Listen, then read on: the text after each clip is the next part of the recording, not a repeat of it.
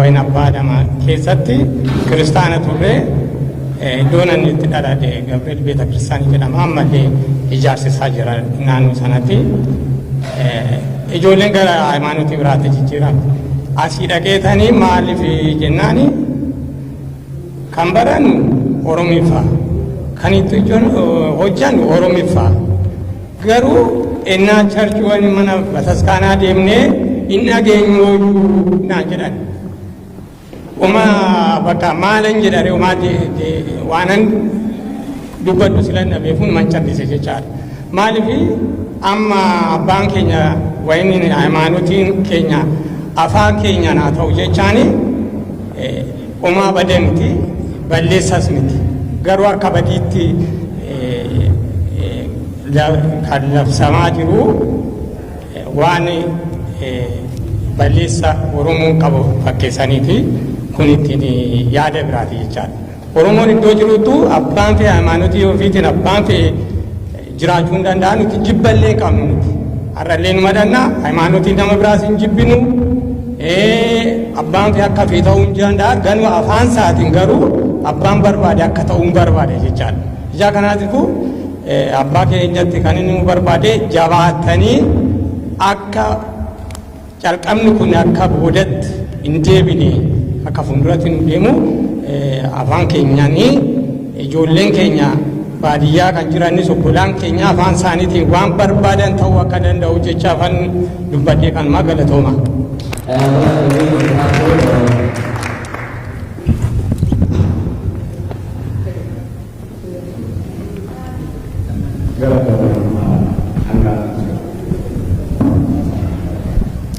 Ani gaafii qaba. Gaafiin kiyya waa lama. Gaafiin tokko waa'ee amma lafa naannaa Finfinnee kana ka taabotiin itti bu'u. Ganda warra abbaa caalaatti bu'a. Ganda warra abbaa caalaa kana wayita itti bu'u afaan isaanii hoo akkamitti dubbachuu dide lammata ammoo karaa saniin lafti saamamu jira gara kaaniin ammoo warri amma filame kun illeen lafa Oromoo kana saamsisaa jiranii warragaa qabatama harkaa qabu nama 6 qofaa fi kaarimeetirii 110 fi 20 kennaniif nama 6 qofa namni suni namni tokko nama amma dhihoo kana lafa amma qabamtee namni irratti du'e jedhanii warri bulchaafaatiillee dhaqanii lafa gangalatanii boohan kana namticha santa harka keessaa qaba jedhanii warri tokko dubbatan waan kana isin akka warra amantiitti yoo lafti jiraatte irratti amantiidhaa fi waan adda oofatuu danda'ani waan kana hoo akkamitti wayyeessuu dandeetta lafa kanarra ijoolleen hedduu itti dhumtee jechuu gaafiin kiyya tokko sani kalammata ammoo naan amma akkuma reef isin dubbattan san waa'ee Baalee keessatti waggaa tokko keessatti marraa 2 walirra deebisanii nama wal ficcisiisanii akka boolla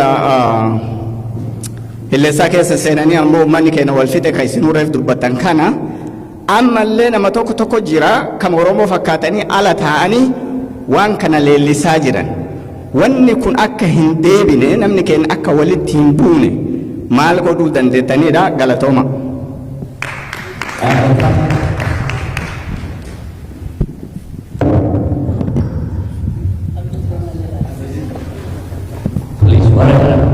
Sudah berbatani kan di mana? Cagai.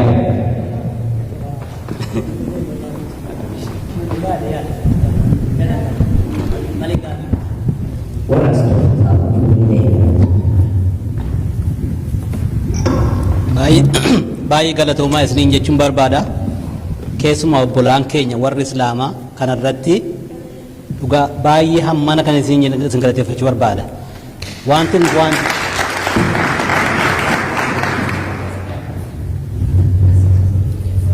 kanan jechuun barbaade maa'inni tokko abbaan keenya immoo olii gaddeemtanii iddoo hundumaatti akka waan kana nu dabarteen barbaada.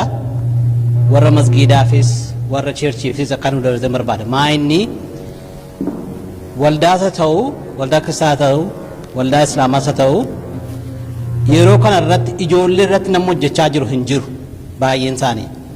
Kanaafi waldanam haaraa dhaabatu ta'uu masgiida istaanaan ijoollee irratti attamitti akka hojjetamuu danda'amu gorsa akka nu laattanii fi walda haaraan dhufaa jiru kunis immoo macaafa adda addaa attamitti akka afaan keenyaan katabee ijoolleen kun ittiin guddachuu akka danda'anii akka nu gorsitamu barbaanna. Kanaaf ijoollee baay'ee dhabaa jirra. Oromoon lafaa kaa'an jiru waa'ee kanaa. Kanaafi akka kanarratti nu hojjettan jechuun barbaada. Ulfaadha. Kanattaan Suudaanii asirraa eegalaa obbo Maammaa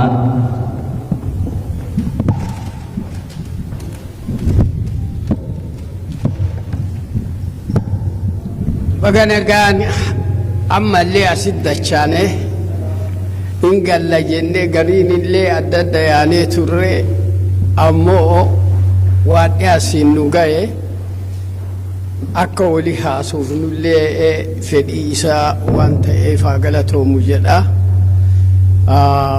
Luba balaa illee waa hedduu nu himaniirani ani ammoo wantin himuu fedhee jedhe wama gabaabdu waa lamaa sadii takka uduwwaan saniin jenne mammaa kalamaa wayii mammaa kufe mammaanni tokko ilma abbaa laafaa ajjeesaniiti itti geeraranii jedhan Oromootu jedha.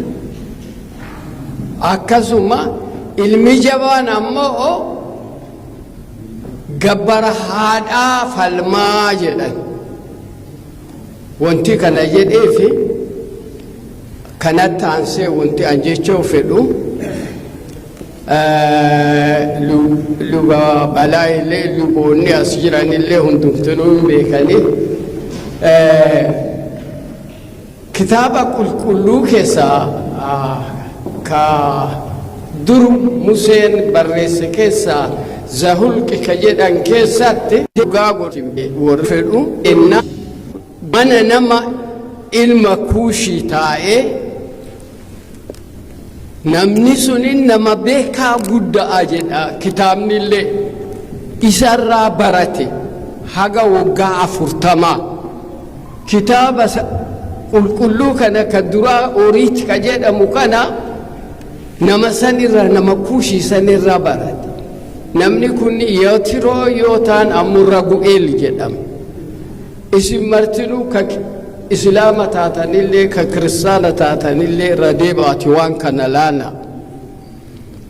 Nu'u Itiyoophiyaa tana keessatti hinna warri alaagaa dhufe ummanni kunini ummata bishaan keessaa ba'e jedhee nurra barreessu yoo sani falmachuu fi akka addaa kana qubee mataa keenyallee qabaannee akka addaa kana waa hin baranne garuu wanti nu baranne wanti warri kun duraan nu harkatti ajjeesee jedhe namni dur oduu walii dabarsa'aati as ga'eera haga kitaabni barreeffamu kan Museen ka itti dhalatee jedhe biyya Israa'eel keessa miti biyya Ijiptii keessa biyyiti Ijiptii tuni Ijiptiin irraa qabdee haga Sumaale'een baatu Hornoof Afrikaani telmaan Kuushii miti moo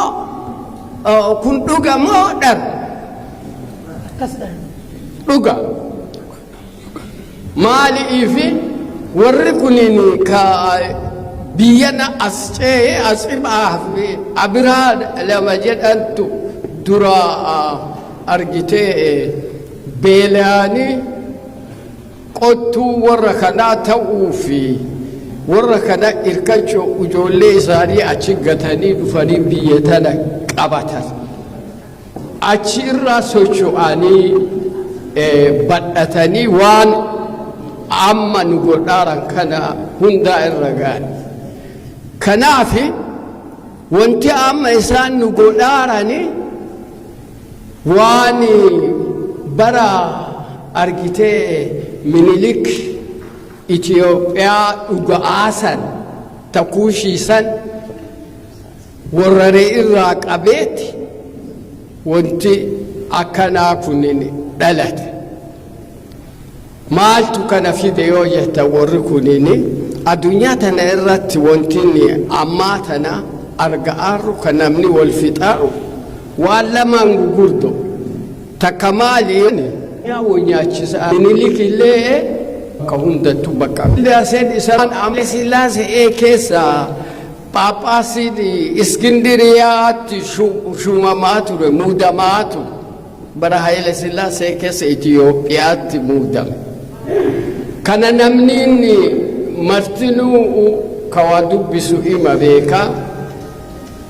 waan akkanaa kana argu